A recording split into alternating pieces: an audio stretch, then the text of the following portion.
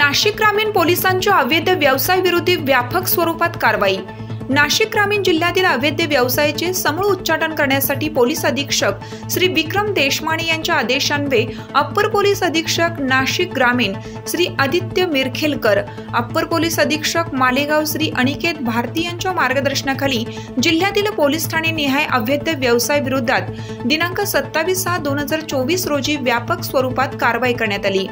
दिनांक 27/6/2024 रोजी अवैध व्यवसाय विरोधी कारवाईत नाशिक ग्रामीण व मालेगाव विभागातील पोलीस ठाणे हद्दीत अवैध गावठी हातभट्टीची दारू बनवणारी ठिकाणे, त्यामध्ये डोंगर, दर्या, नदी, नाले अशा अतिदुर्गम ठिकाणांवर पायपीट करून त्याचा शोध घेऊन छापे टाकण्यात आले।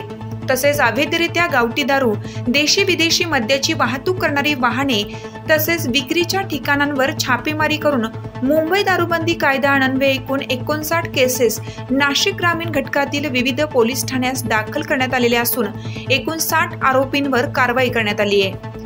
तसेच सदर छापेमारीत एकूण 3,13,340 रुपयांचा मुद्देमाल जप्त करण्यात आला आहे।